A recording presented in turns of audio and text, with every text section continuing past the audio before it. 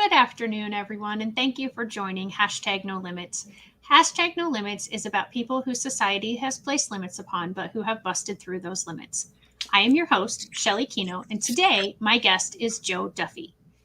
Joe is an advocate as well as a author, and he has been in the world of special education for over 40 years. And so, in just a few minutes, we are going to get to his story, but I want to do a little bit of businessy kinds of things first. So, if you are watching this and you are watching live, give us a hashtag live in the comments. If you are watching it in replay, give us a hashtag replay. If you have any questions for Joe or myself or any comments at all, please put those into the chat. We will be able to see those.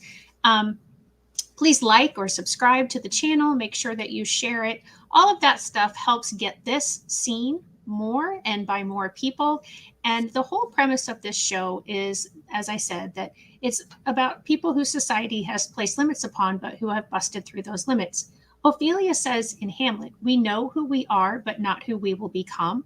And I believe that to be 100% true, and that there's no better example of that than the caterpillar turning into the butterfly. The butterfly has to struggle to get out of the cocoon after it had dissolved as a caterpillar into its cells and reformed into the butterfly. That is no easy journey, but neither is breaking through limits that society has placed upon you. So, Joe, thank you for joining me today. Welcome. And how are you doing today? I'm doing fine, Shelley. Thanks for having me. So, Joe, tell us a little bit about yourself and some of what I was alluding to in the fact that you've been involved in special education for quite a while. Right.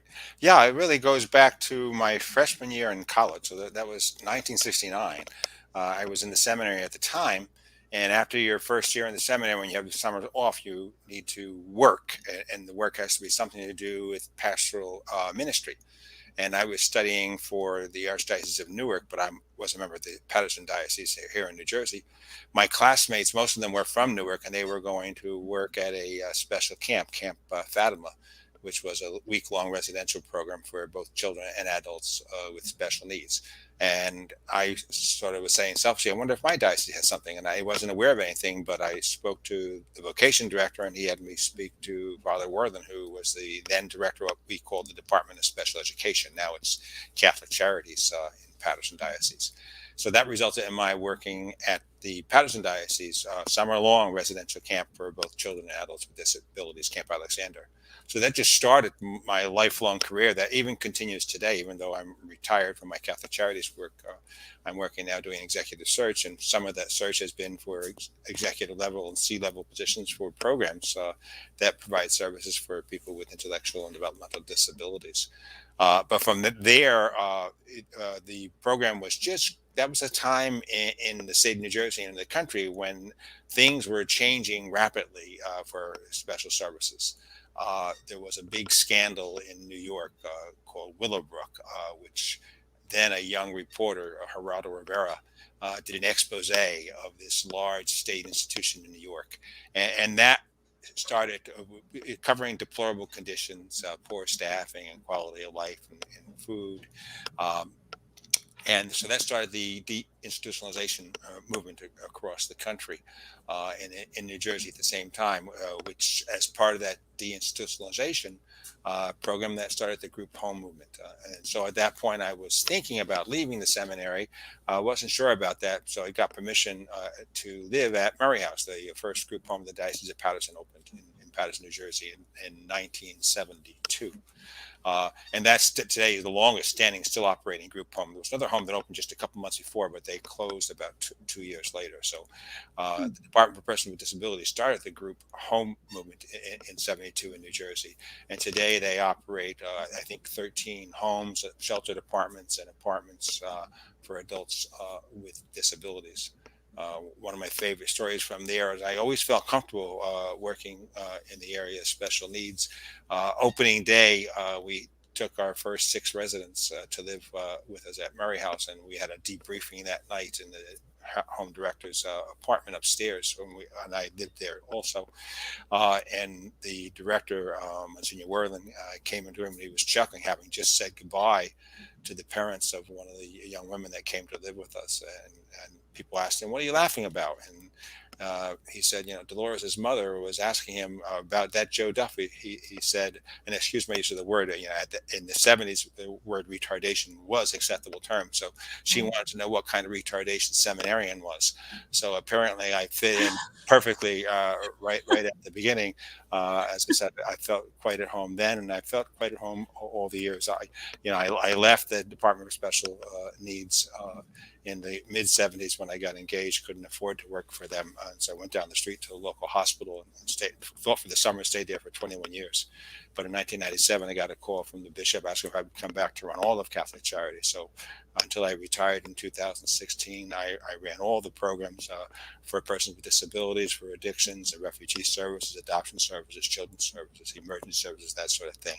But never really strayed far from disabilities. And since I retired, I continued to do some consulting work in that area, and it's just been it's just one of the things where I got as much out of it as I gave over the years. And I felt that way about teaching, and about my book, Those Who Can't Right. Teach. And in my book, I say that's one of the reasons that I wrote the book, is because I felt like I learned as much from my students, if not more, than what I taught them. And it truly is a beautiful experience, and it's such a blessing to be able to do something like that, where you feel like you're getting more than what you're giving, no matter what the position is that you're holding. So that's wonderful that the Catholic Ministries or Catholic Charities does so much for all those different organizations and groups of people, like you talked about. One of the things that you mentioned that I want to bring out first, there were lots of things that you said in that introduction that I wanted to bring out a little bit more, but I want to start with the fact that when you got involved with special education, we didn't have the federal law yet. Right. The federal law didn't come into play until 1975. And that's the education law. Now, the Americans with Disabilities Act, I think that came in 73. Right. And then the special ed law was in 75. I mean, I get the dates confused sometimes, but so you talked about institutionalizing. So what was that like for you, going from being in an environment where people with differences, disabilities, special needs, whatever term you want to use, were really looked at so vastly differently than the general population, and I know that's a long span of time, but to where we are now. And then we'll kind of get into more specifics as we go. Yeah, it's almost, I think, as if a lot of this happened by accident. The law came, and so that put something in place, which now, 50 years later, is quite different than how we started. But also, let me just talk a bit more then about how we started. I mentioned Monsignor Worland. He was the founder of our Department for Persons with Disabilities, and he was a parish priest when he started out. And really, how it started was in his parish. Parents started coming to him that had children with special needs and talked about their son Johnny, got baptized and then made his first communion, but their daughter Mary, who has Down syndrome, can't. And so Father Worland, his whole premise for how he started services was, I'm going to provide services where they're not being provided by someone else. So it started in the parish with special needs catechetical classes that enabled children with disabilities to be able to make their first communion and confirmation. But the people didn't stop. And then it was, Father, and now Johnny's going to summer camp, but Mary with Down syndrome can't go to summer camp. There's no program for her. So that went to the founding where I worked, Camp Alexander for special needs children. And then talking about school, Mary's getting ready for school now. She's 5, but she couldn't go to nursery school, and so he founded the first nursery program in our Diocese for Special Needs program, which he closed fairly soon after the Education Act passed. because at that point the school districts were starting to pick up and they were offering a lot more services that we can provide. Now we were providing that nursery without any kind of specialized standards or licensing of what's in a nursery school. And so when the state got better at doing that, we did close the nursery school. We continued the camping program for a few more years, but we really concentrated on the group homes. And even then, it was perhaps because of that deinstitutionalization program. I'm not too sure what really got the law finally passed, but then overnight we had to start providing services, and there was no set standards for group homes, and so we opened our first group home. All we had to do was get everybody that lived there to get their food handlers license. There was no license level for a group home yet. I believe we ended up getting a license for a boarding home for sheltered care, which was the same for any kind of boarding home, regardless of what a person's abilities or disabilities were. And so there really weren't a lot of criteria for who you could accept. And also there wasn't a lot of payment for them. So when we started the group home movement, most of the staff were unpaid. They got to live there for free, and Oh, they wow. could eat there. And so you can think of that population. It was young college-age kids who couldn't live on campus and didn't want to live at home. And I think that's where we got our whole initial staffing for our programs was really working with youth that came to live with us. And then they went on to get their degrees, primarily in special education, sometimes in counseling or rehab counseling from there. And I think I would attribute another great benefit to bringing people into the field were programs like Special Olympics, which of course is still going on today. But Special Olympics, it certainly provided a place where people with special needs could participate and feel good about themselves and what they're able to do. But it also exposed the general population, especially those volunteers who, again, were frequently younger folks, to Mhm. special needs people. And so that just interested them in a whole range of services for people with special needs. And even today, I have not been to a Special Olympics event in a couple of years. I go regularly 50 years ago, and actually I have a niece now in upper part of New York State, and she's an Olympic swimmer for Special Olympics. So I've been to some of her events. But my wife and I are puppy raised for the Seeing Eye Foundation. So we're like foster parents. We raise pups for the Seeing Eye. And Wow. the word went out, we want a bunch of pups to come to the Special Olympics Festival at Villanova University in 2 weeks. And so the whole campus was full of Special Olympians, but also of puppies running around on our leashes for both the Olympians. I think it was as much for the students at Villanova, though. So this was in September. They were going through shock of having lost their pups because they're home and they're living at school. And so the Right. youthful volunteers wanted to stroke a pup as much as the Olympians did.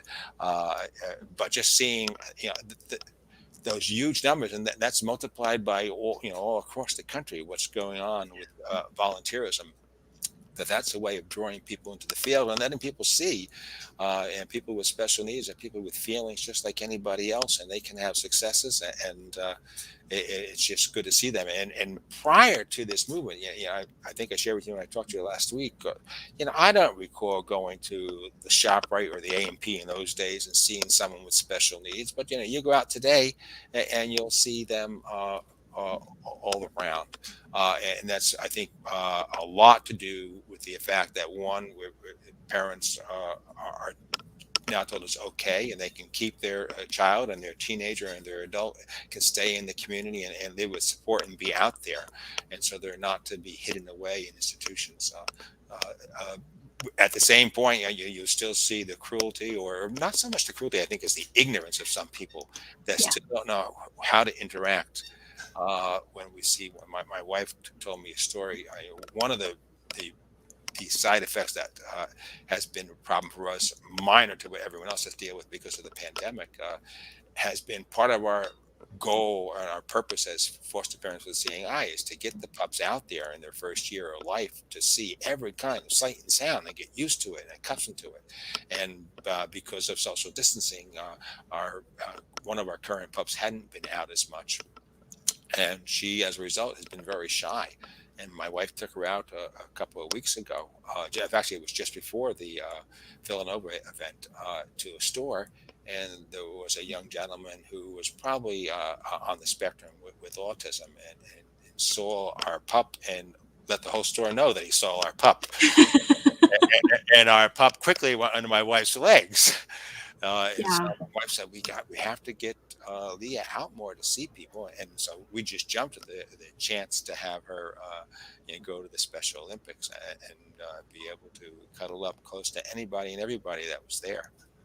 Yeah, that's so awesome. So, you mentioned a little bit about the training, the certification, and that sort of stuff. So, I've heard some stories, and I don't know if the stories are true, but from your experience, when people were having to now teach students with special education needs, what was their training at the beginning?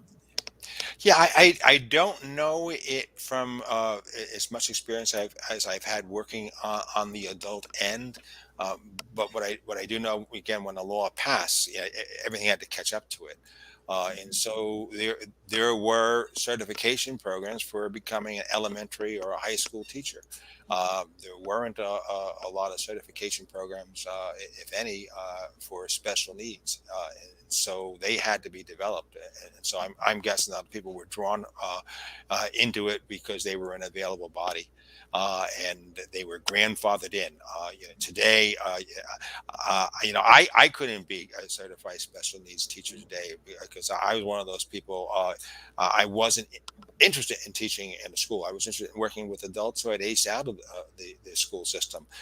Yet I got my certification without ever being on a classroom because they accepted my work at the Adult Center for Special Needs in lieu of a field practicum, which would not be acceptable today. And today, for all levels of certification, my wife just retired 3 years ago after some 40 years doing special education, where they've gotten so particular on what subject matter you can teach at the elementary and high school level, special needs and not.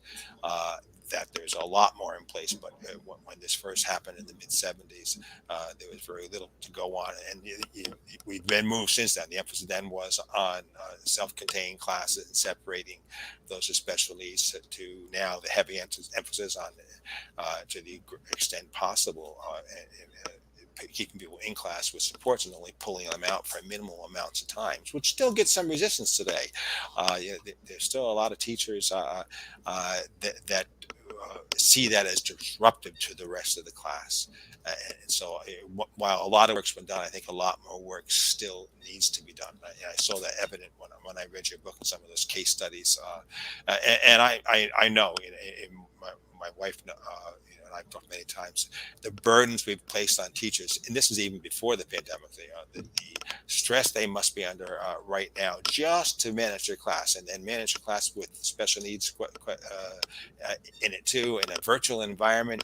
It's got to be particularly challenging. And God bless all of our teachers right now.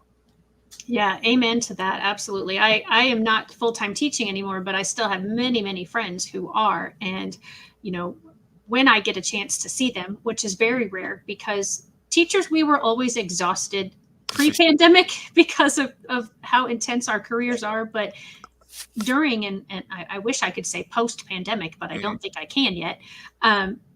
They're even more exhausted. Yeah. And strangely enough, I was a full-time special educator for about the first 29 years of our marriage. And this year, my husband decided I'm going to go into full-time teaching. During a pandemic, now is when you decide. Well, we need them. Yeah, well, and that's the thing, as you were talking about how we are getting more specific and highly trained, I think is the verbiage that's used in the law. That is starting to shift right now, at least in my area, as far as how people are being qualified to be a sub and to be a full-time teacher. And I'm very proud of my husband for doing what he's done, but he was in the business world for all those other years of our marriage. And in the state of Illinois, where we live, he was able to go through a certification process, and he can only teach business related classes at the high school level. But I understand that, there are very short programs now for people that are leaving one industry and coming Right. into education, and they're not getting, like you said, that in-class experience. They're not necessarily learning a lot of what they truly need Right. to be in the classroom. And unfortunately, with the sub shortage, we're getting people with just barely out of high school getting able to be a sub. And some of these people are ending up being long-term subs. So Hmm. they're in classrooms 4, 6, 8, 10, 12 weeks. Right. They And don't that know how to lesson plans. They that don't know that how go ahead. classes manage. And that adds to the burden of those administrators who have to really check what qualifications does this person, this sub, or even this permanent person have to Right. teach. And I'm guessing, occasionally we get people with the wrong certifications in those rooms because they just such short staff. Yeah, and it's been a question that's been rolling around in my mind for a while now. Is, we know we have a staff shortage, and that is definitely a bad thing.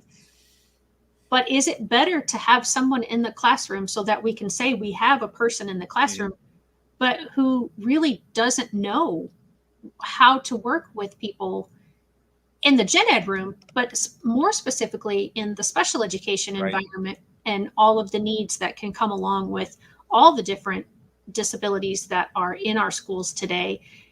I don't know.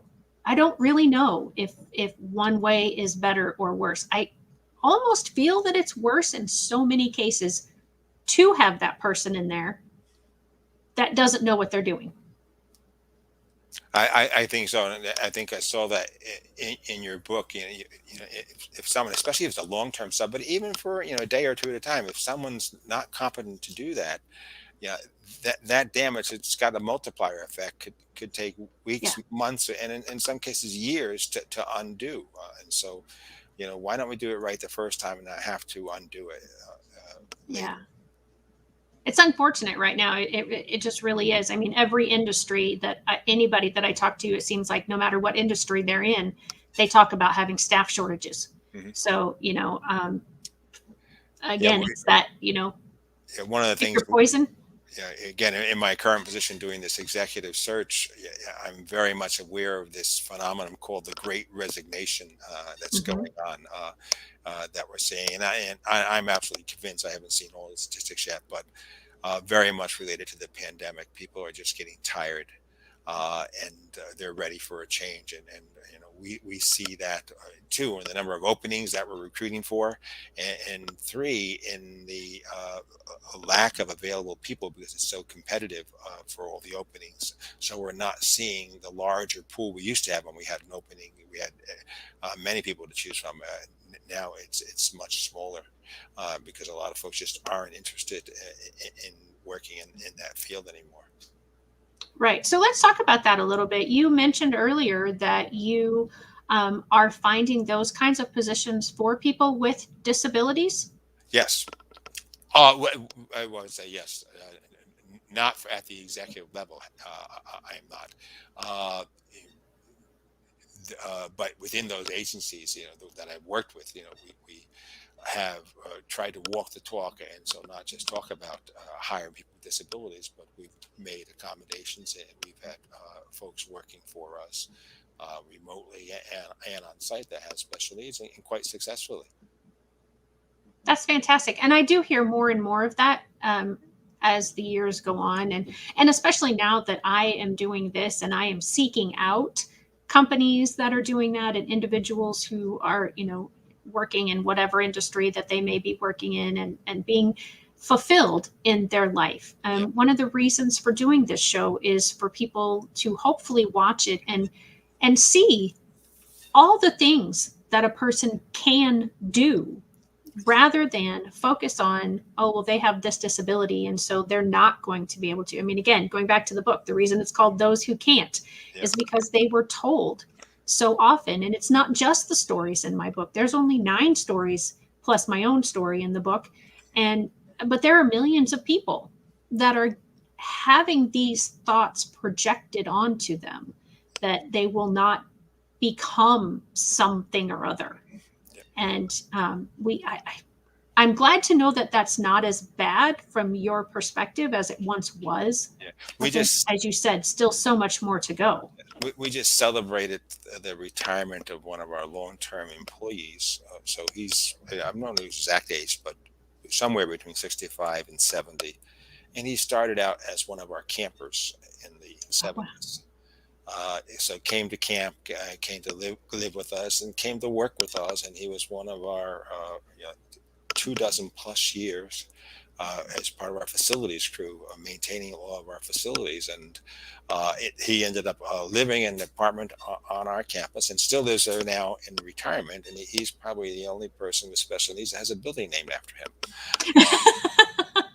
The Danny So and So Facility Center, which we had the opportunity to build a brand new facility to keep all of our storage and maintenance stuff in. And since he was in charge of doing all that stuff, we thought it was fitting. We try, and many of our homes are named after people.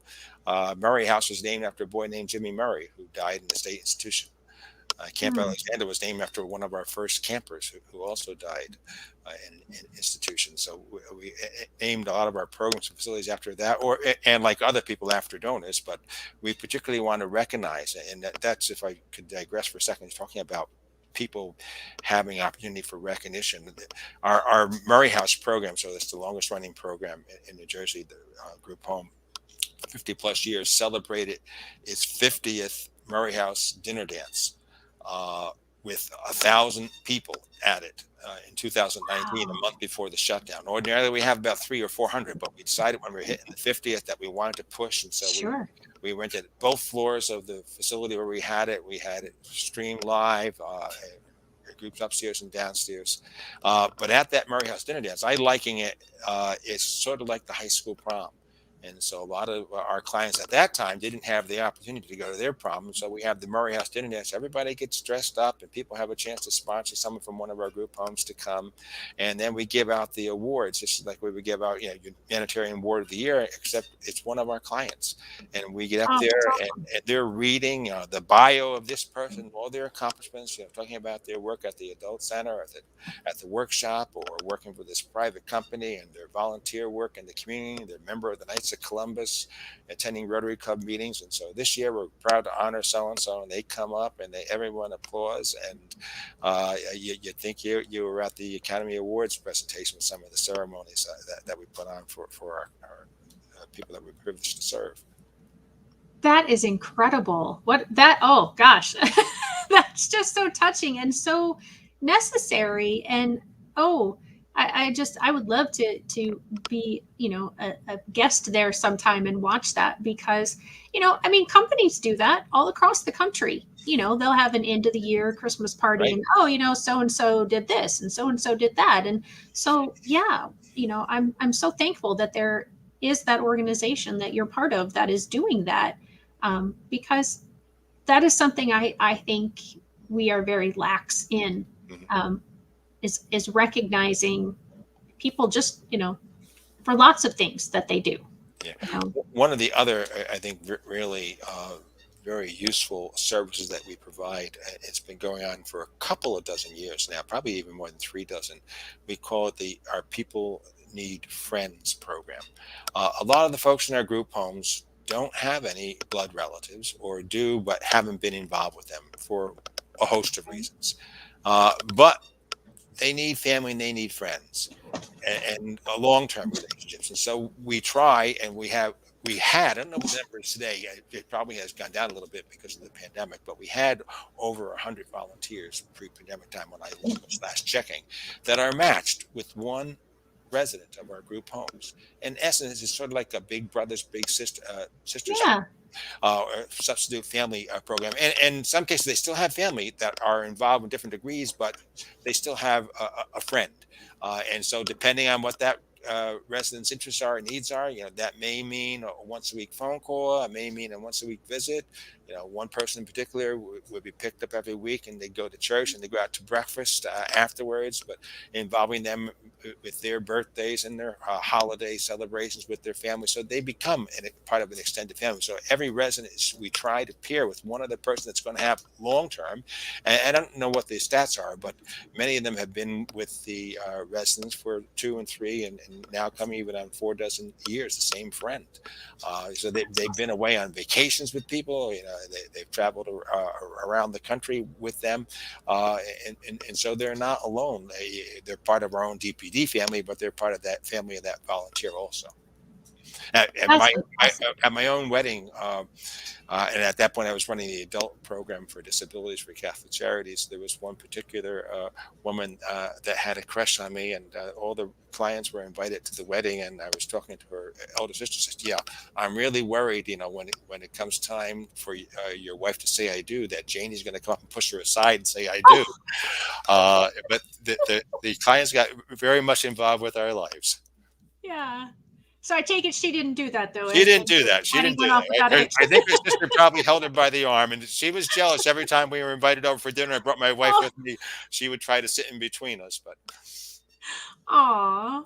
Well, that happens. That's interesting. About and it's a fact that I don't think is talked about enough, and I'm not sure why. It's probably because it's a sensitive and it's a sad concept to think that there are people living in these group homes that don't either have interaction with their family or don't have any biological family.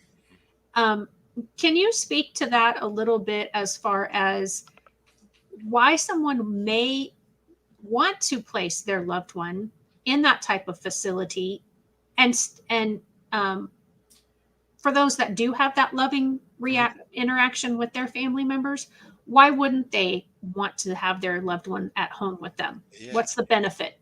it's again. I think it's a part of what's happened over the first 50 years, but prior to the 70s, before the deinstitutionalization movement started, I think the family doc was pushing someone that survived the delivery, because at that point, with the technology available, a lot of folks didn't survive that had special needs, but those that did survive, the parents were told, you can't manage this, we're going to place the child. And so a lot of children were just placed, and that put a tremendous amount of guilt on family who thought that, one, they did something wrong, that caused this to happen, and two, what kind of parents are they? They're giving that child up.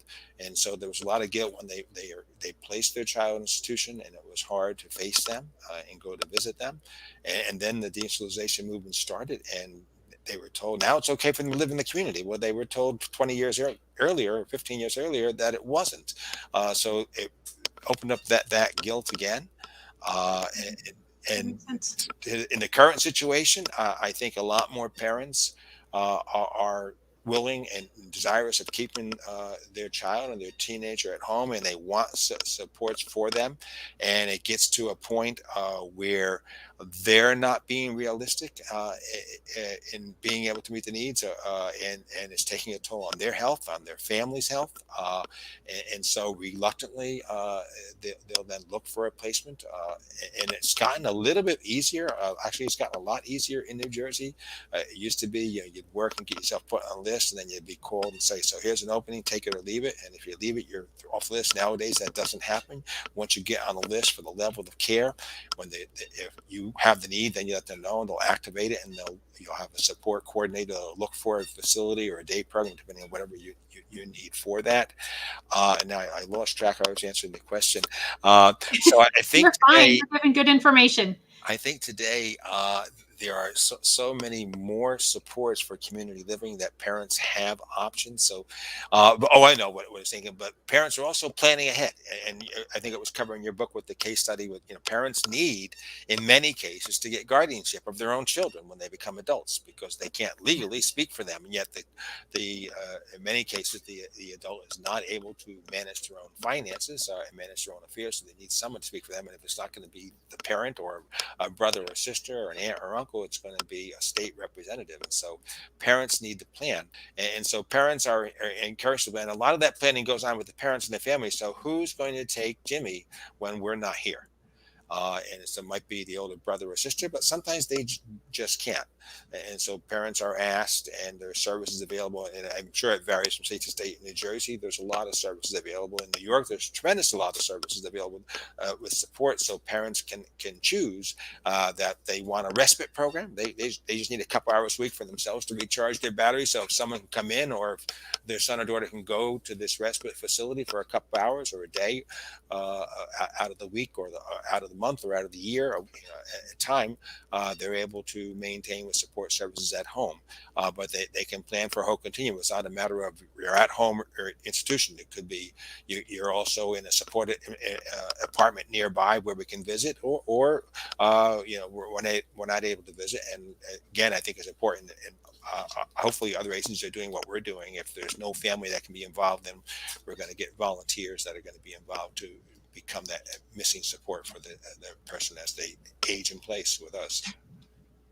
Yeah, and I think that's probably spot on, what you talked about regarding the guilt and bringing up old wounds, so to speak. And I wonder if sometimes for those that did fight so hard to be able to keep their children at home, that they feel like it's almost a slap in their face for somebody to want to place their child in an adult facility like that. And so therefore they're offended in a way. How dare you? We fought so hard for this. And I've seen, unfortunately, situations where friends have had to make excruciatingly painful decisions to place their child in a residential facility. None of the parents that I know, and I don't know a lot, but none of the ones that I know have ever done that just on a whim, because, oh, well, I want some more freedom, or, it's not for the reasons that people on the outside think is the reason why somebody would place their loved one in a residential facility. And it is definitely guilt ridden. The families that I know, that they have struggled and struggle after they put the person there, no matter the age. I mean, I've known people who had, not put their child in until their child was out of high school. And then I've known people who have had to put their child in when they were still in middle school. So, and it's never easy. This whole experience has given me a new way of looking at early in my career. The Association for the Gap Point, it was for Retarded Citizens, now it's just called the ARC, and that's a nationwide group. But it was a parent-founded group that wanted support for children with special needs, and very much parallel what we did at Catholic Charities, talking about camping programs and scouting programs, and then residential programs, shelter workshops.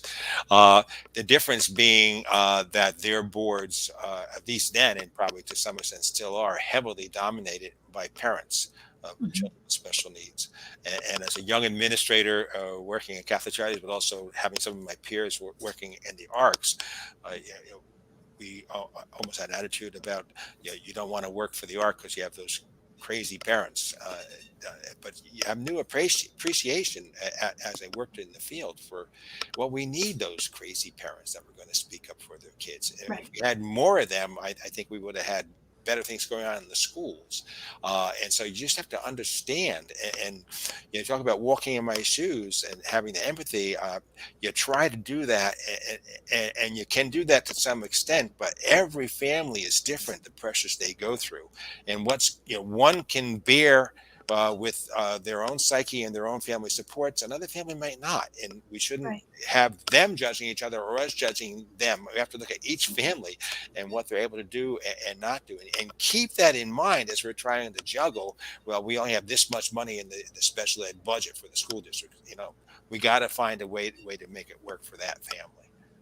Yeah. And that's so key, and something that I always say, and something that I try to remind anyone when we are having an IEP meeting or I'm speaking with a school staff is that the two things that drive special education both begin with the same letter, and that letter is I, and it stands for individual or individualized. Right. And so no matter what we're doing, we need to be thinking about that individual and not the programs that we already have in place or the systems that we used with some other students or some other program that worked for this child or that child, because exactly what you just said, there nobody is the same. What each person needs and to the level that they need it is different than everybody else. It doesn't matter if they have a disability or they don't have a disability. We all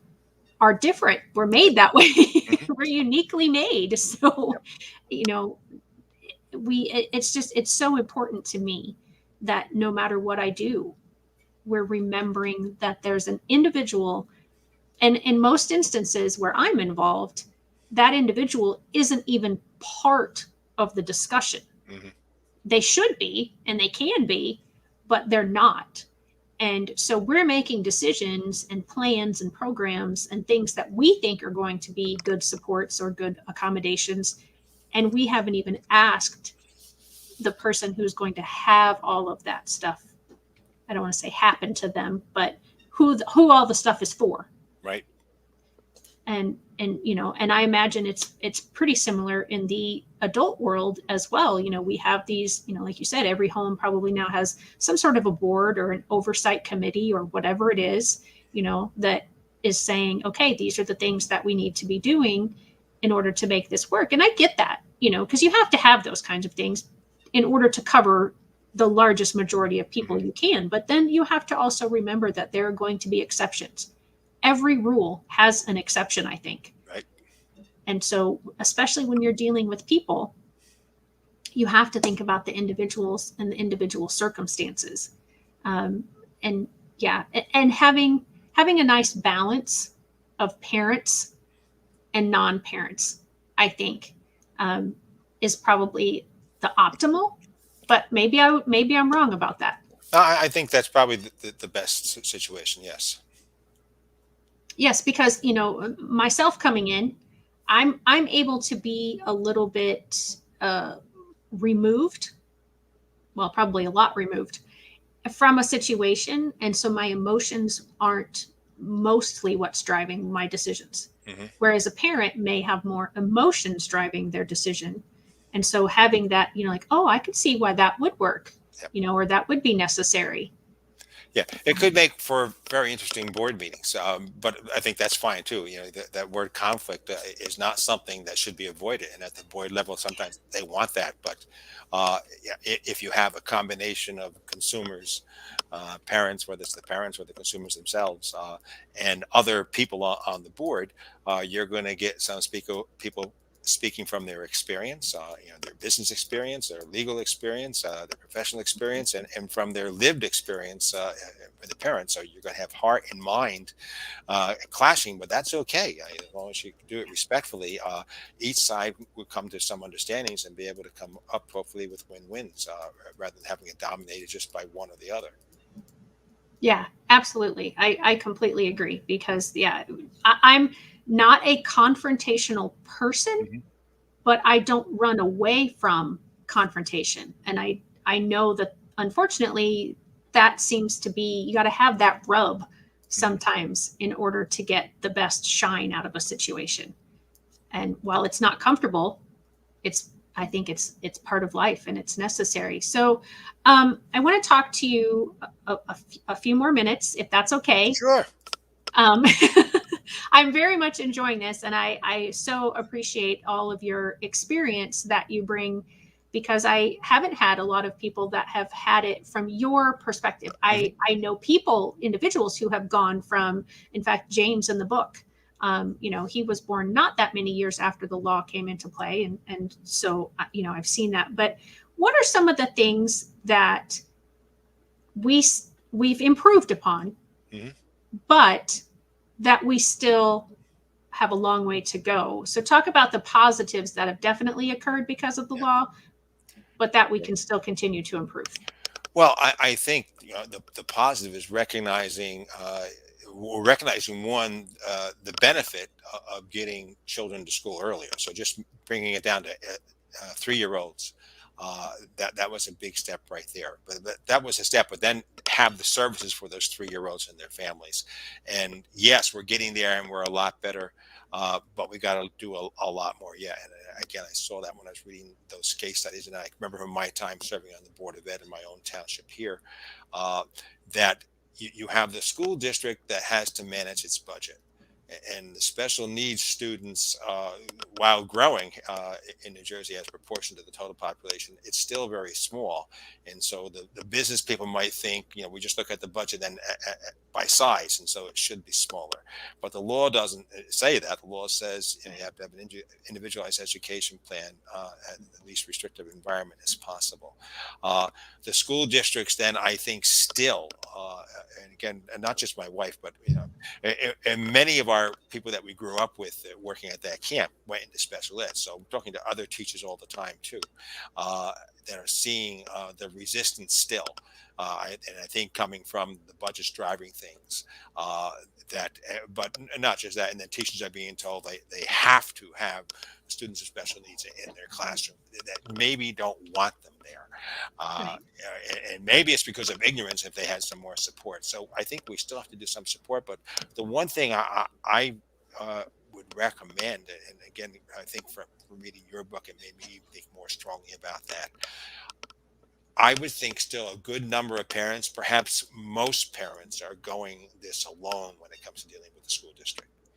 And so they're thinking they're the experts and are listening to them. And you know what? I think it would really be beneficial to have a third party in that room. So Yeah.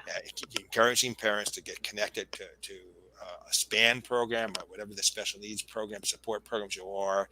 And if they have available, look for it and find an advocate that's going to go with you.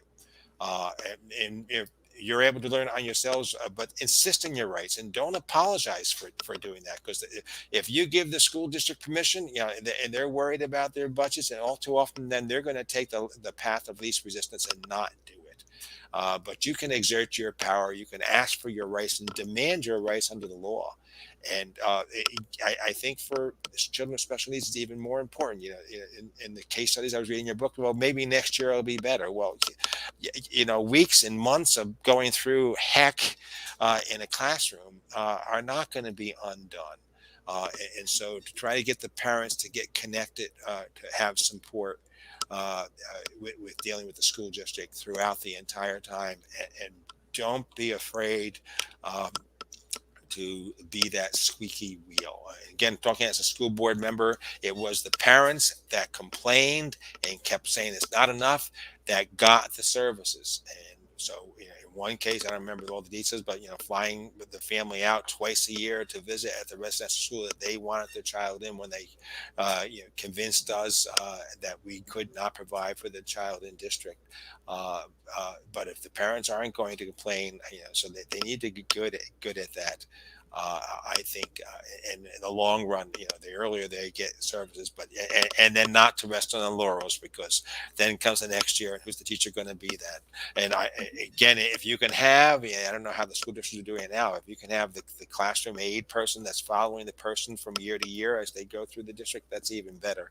But if you change from one class to another, then sometimes you start starting all over. But so not to give up, to stay connected, and once you become familiar with the law, just demand your rights. And if you're not familiar, get someone that is familiar with your rights that's going to help you get them. Because if you just trust the school district to do it, I don't think in all cases they're going to do it optimally.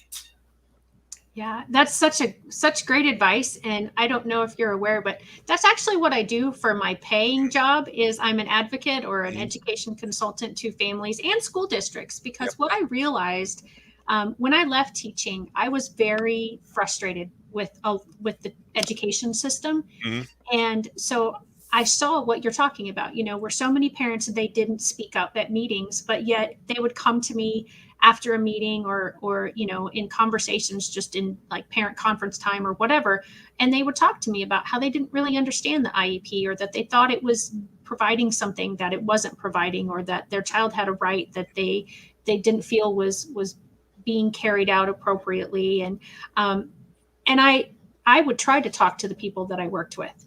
Well, I wouldn't try to talk to, I would talk to them and try to get them to change, and nothing would necessarily happen. And so I was very agitated with the education system. And so I left teaching, and I was going to just work with families. And then I got into the Master IEP Coach program Mhm. and started hearing from people who were also going into that program, that were teachers from all across the country. And there were parents involved in this organization as well. And these teachers were special ed and gen ed teachers, and they just didn't know what to do or how to do it, because their colleges were not training them Mhm. to have all the knowledge and tools, or to even know where to look for that knowledge and tools.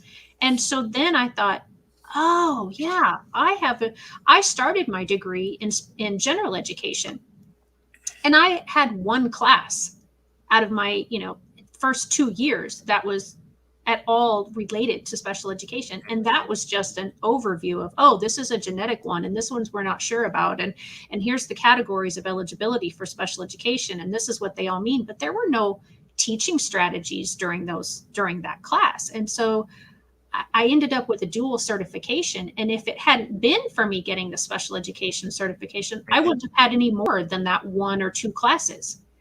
And so then I started thinking, oh yeah, no, the teachers are overwhelmed because they don't have the training that they Mhm. need. They're not supported, like you talked about, in their school systems. Nobody's coming in and being their voice and allowing them to say, I'm not sure what I'm doing, or I'm not sure how to go about this, because we as teachers feel like we can't say that. Right. So that is such a valid point, is that the parents need to speak up, Mhm. and the teachers need to be able to speak up and Yep. say, I need training, I need Yep. help, I need support, I'm happy to try this, Yeah. but I I think need support. I think one of the challenges too, for the teachers is, yeah, they're walking a fine line too. If they want to speak up, there might be a price to pay for doing that too. Whether it's Yeah. congratulations, next year you're teaching kindergarten. Well, I'm a third grade teacher, Yep. but sometimes teachers that speak up put that at risk too. So that may be or why that doesn't Right. necessarily excuse it, but we have to, and to the extent that their union is strong or not strong, if they have a good union that's going to support you, fine. If you don't have a good union that's going to support you, then they might be even more reluctant. I don't know how much more time, but I really want to share one more story if I could with you too. Sure. Yep. Go Um, ahead. You're good. one of our residents at our group home who's dead now, but I think it's typical of our approach that we take when we take someone in, that they become part of us, and many, not many, not too many left from the original, but there's still a couple there that have been with us now for 50 years in one or more of our homes. But Walter came to us in the late 70s, and he came to us because his brother was called in California to let him know that his mother died and who's going to take care of Walter. So Walter probably would have been in the TMR classification in those days if he had Mhm. been going to school. But he was already well into his adulthood, and so his brother came from California and went to his local church, which was a different diocese. But they said, call Father Werlin, and so Walter came to live with us. But prior to living with us, he was, I guess, the primary caretaker for his aging mother, and running Oh out wow. to get her groceries. But then during the day when he was out, he would sit on the park bench, fall asleep, and get rolled for his money. And so he Oh came to live with us the first night, and I'm this young person's not much exposure yet to special needs, just starting my program in special ed at William Paterson. And Walter was very hard of hearing. He fell asleep on the couch. So I called over to him and didn't wake up. So I went over to him and just touched his shoulder and shook him a little bit. And he came up and punched me in the mouth. Uh, and so I learned from that experience. Walter can't hear you, but you can jump on the floor about 10 feet away to have him feel the vibrations to wake him up. Uh, yeah. but Walter, you had to, sort of like the comedy thing where you have to yell at someone because they can't hear trying to communicate with them. Except Right. he could sort of read lips very well when he wanted to. Yeah. But he stayed with us until he died, and we moved him up to what we called the farm. We had a 100-acre farm that we had taken over, and we put at one point 3 group homes on that property. So he was living in one of those homes, and to the extent someone could, even if they weren't working, they had an assignment. So as Walter's assignment was to go out and check the mail every day, and so he had to walk about a 200-yard driveway to this huge mailbox to check the mail. So one day in the middle of the summer, Walter comes back from checking the mail with a blanket in his arms and a baby in the blanket. And this was in August, and the police mentioned that at that time of day that quickly would have gotten to 100+ degrees, and so if Walter wasn't checking the mail, that baby would have died. And Walter thought that, and he kept saying, "My baby." So Oh, he went and got the mail, and that was his baby. He didn't like the idea of having the state come and take his baby away. And so he talked about that for months when he told someone, "They took my baby, those GD police." Uh, and so he would complain about that, and we forgot all about that. And fast forward about 15 years later, no, not 15, 20 years later, there's a knock on our office door. Some young woman wanted to talk to someone at our agency. She was that baby. And so she was trying to track down, and she was now in medical school. And so we have one more doctor today because of Walter. But we tried to give everybody in our facilities the opportunity and expectation that they can do what they can do. And that's what Walter could right. do. And Walter was able to make a difference in that life and in the lives of the people that worked with him. Oh, Joe, that is such a beautiful story. And, we don't know what our purpose is. We don't know what one action we will do that can change the world. And that just fits that so perfectly. Oh my gosh, that story really touched me. I thank you for You're sharing welcome. that. And like I said, what a perfect story to end on. And unfortunately, it is time for us to wrap up. I so appreciate you being here today and sharing your experiences and your knowledge with us. Next week, to my audience, I will have Catherine Witcher. She is the she is the mentor. She is the master of the Master IEP Coach Mentorship. And she's going to share about, how she started that, why she started it. And the main reason is because she is a sibling to a person with a disability. And so she's going to share what it was like growing up with as that sibling, because they are another sector that often gets forgot about when you have someone in your family that has a special need. So Joe, quick last, anything that you want to say before we say goodbye?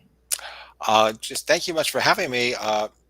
Again, it was part of my life going back to those first experiences, and I'm sure it'll be part of my life through my deathbed. It's in the system, my system now, and it really has shaped what I've been as an administrator of a nonprofit agency, with such emphasis on respect for dignity of people from all walks of life and all abilities and disabilities. Yeah, that's so awesome. Thank you again for Most joining welcome. me today. Very much appreciate it. Thank you for the book review. I love it. And I look forward to talking with you more. Thanks, everybody. Have a good week.